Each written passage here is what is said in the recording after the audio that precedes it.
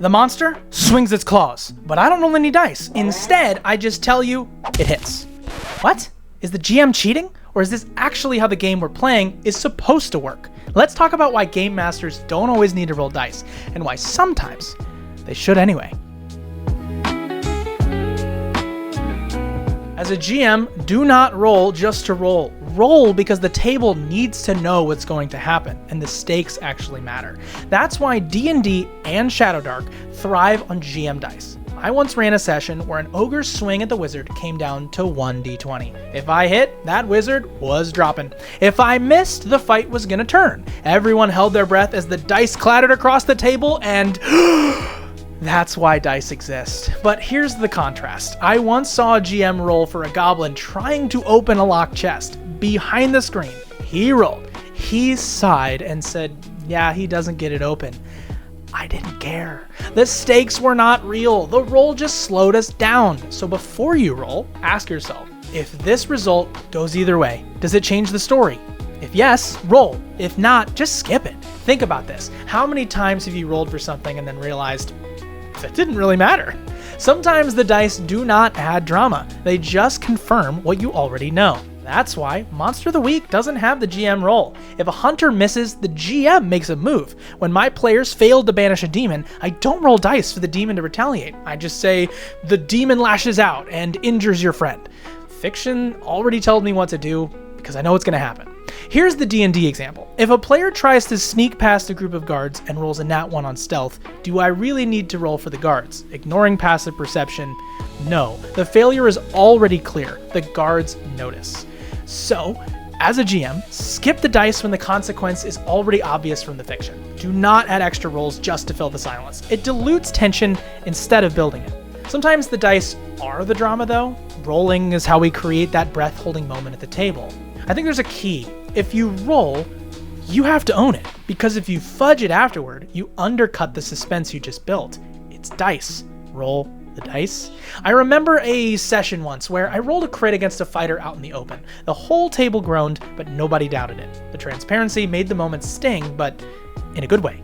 Contrast that with a time many years ago when I fudged a hidden roll. I wanted the villain to escape even though the player landed what should have been a killing blow. I quietly ignored it. He didn't see the roll, but he felt me cheat. The suspense evaporated and the trust slipped. If you're gonna roll to build tension, just commit. Don't fudge, otherwise you're teaching your players and yourself that your rolls do not matter, and that kills the magic. Hot take. Fudging is never okay. It's a dice game. Use the dice. Dice can be great for suspense, but of course they can also drag pacing through the mud. That's why cinematic systems, like my personal favorite, Outgunned, keep GM dice out of the picture. When I run it, fights feel like action movies. No pauses, no clunky interruptions. If I was to arbitrarily add rolls, it would instantly slow the game down. The players would lose the rush. Same in horror games. I once ran a chase where a monster stalked the party. If I stopped to roll for its attacks every time, the scene would have lost its edge. Instead, I described the claws scraping against the wall, the shadows stretching down the hall. The fear was in the players' dice rolls, not mine. If you're gonna use dice, let's use them like editing cuts in a movie. Sometimes you want to cut for tension, but too many cuts and the scene stutters. If the dice are breaking momentum, cut them out. Describe the consequences directly. Pretty quick, easy to use. Honestly, think about your favorite chase scene. Would it be scarier if it stopped every few seconds for a dice roll? Exactly. But you know what is scary? How awesome our merch store is over at roll2one.shop. It's terrifying just how perfect it is for fans of the shows we run or fans of TTRPGs in general. Anything you get lets us bring more videos like this to you so that your home games aren't as scary for you to run. Rolling dice isn't just mechanics, it's psychology. Do our players want fairness or do they want a mystery? In one campaign, I rolled every monster attack in the open, randomly determined who was going to attack. Then they were hit, I rolled that too. My players saw everything. That built rock solid trust. They never accused me of favoritism, even when the bad luck hit hard. In another game, I rolled behind the screen. I do that in my current game. The players don't know what I'm doing behind the screen, and that uncertainty keeps them leaning forward. Neither is wrong. Open rolls give fairness. Hidden rolls give mystery. What matters is choosing the one that supports the game you're telling. For every roll, use the transparency slider. Open rolls, trust and fairness. hidden roles, suspense, and drama. Slide it based on the mood you want, and feel free to hide some roles and show others. It's a moment-to-moment decision. All right, let's put it all together. Here's your GM dice toolkit. 1.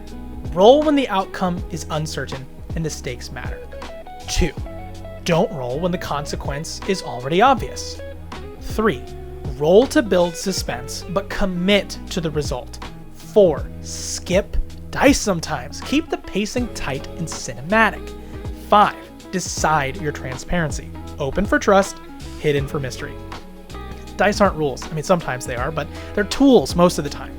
Use the right one for the job. So the next time the monster swings its claws, pause for a second. Ask yourself, am I rolling because it builds tension, or because the rule is telling me so, or because I feel like I have to? Rolls can create gasps. Skipping them can keep the story razor sharp. Neither is right or wrong. The mistake is rolling without a reason. Be intentional, and your players are going to feel it. So what's your philosophy?